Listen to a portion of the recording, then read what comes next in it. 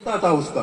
तो पाप क्या है पुण्य क्या, किसी ने क्वेश्चन पूछा, उसने 10 दिन लगा दिए, 10 दिन, और मेरे को तो कोई समझ ही नहीं आई।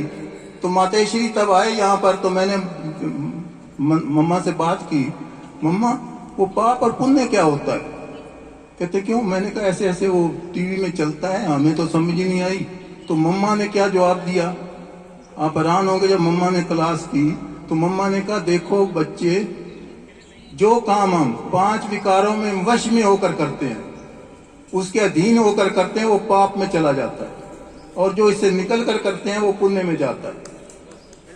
अब यही चीज मैंने दफ्तर में कईयों को बताई, मैंने कहा देखो 1 सेकंड में बता दिया। फिर मम्मा ने जब ये कहा कि कौरव और पांडव दोनों भाई भाई थे, जो कहानी बनी हुई है उसमें एक अधर्मी था, धर्म को तो वो भी मानते थे, पूजा वो भी करते थे, वो भी करते थे। तो जब पूजा करते थे फिर वो धर्मी क्यों कहलाए? क्योंकि हर एक कौरवों का जितना करैक्टर देख लो, चाहे भीष्म पितामह, द्रोणाचार्य, कृपाचार्य, कोई भी हो, तो उसका कनेक्शन कोई मोह के साथ, कोई सत्ता के साथ, कहीं ना कहीं विकारों में हर एक फंसा हुआ था।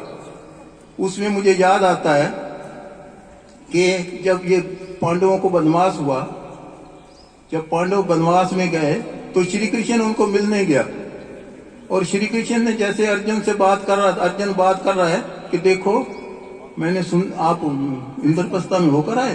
कहते हाँ मैं तो होकर आया। कहता अच्छा अच्छा अच्छा, पिताश्री कैसे थे? कहते ठीक थे। अच्छा अच्छा अच्छा, कृपाचार्य कैसे थे? कहते वो भी ठीक थे।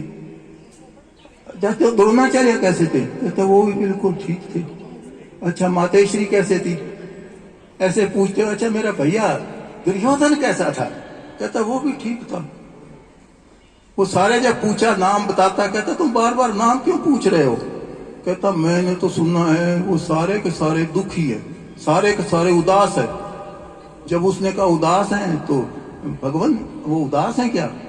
कहता ये तो बात बिल्कुल ठीक है, सब के सब उदास हैं। कहता उदास क्यों है ये क्वेश्चन बता दो। श्री कृष्ण ने कहा तुझे नहीं पता? कहता मुझे पता होता तो क्वेश्चन क्यों करता। कहता वो किसी न किसी विकार के चक्कर में हर एक फंसा हुआ है, और जब उसका दास बना हुआ है, और जब माया का दास रहेगा, उसको अगर सारी दुनिया भी मिल जाए ना वो उदास ही रहेगा। सारी दुनिया भी अगर मिल जाए वो भी उदास रहेगा। बताओ, अभी ये ब्रह्मा कुमारियों के हम आते हैं, ये एक पढ़ाई है, इसीलिए इसका नाम है प्रजापिता ब्रह्मा कुमारी ईश्वरीय विश्वविद्यालय। और पढ़ाई में टेक्निकल पढ़ाई है। टेक्निकल में आपको देखो पेपर भी आएंगे, वो टेक्निकल आपका बकायदा प्रैक्टिकल भी होता है, और प्रैक्टिकल में आप देखो फेल हो जाओ तो आप नेक्स्ट फेल ही गिने जाओगे। तो यहाँ देखो ब्रह्मा कुमारियों को तभी हम लोग आते हैं जो प्रैक्टिकली करते हैं, जो हमें प्रैक्टिकल मिलता है। कैसे? क्योंकि आत्मा के 7 गुण है। आत्मा सुख स्वरूप है जब ऊपर से आती है, शांत स्वरूप है, पवित्र स्वरूप है, प्रेम स्वरूप है, अनंत स्वरूप है, शक्ति स्वरूप है, और ज्ञान स्वरूप है। बच्चा छोटा भी हो ना, छोटा बच्चा 3 साल का, 4 साल का, उसको भी पता है सच और झूठ कैसे। अब किसी ने कोई पढ़ाया? तो इसका मतलब आत्मा के ओरिजिनल गुण जो है ये है। अब ओरिजिनल गुण यूज हमने पहले नीचे आए, कई कहते हैं आत्मा जो है नीचे आती है तो ऐसे क्यों हो जाता है, उसके कर्म विकर्म क्यों बन जाते हैं? क्यों बन जाते हैं? ऊपर से पानी तो प्योर आता है।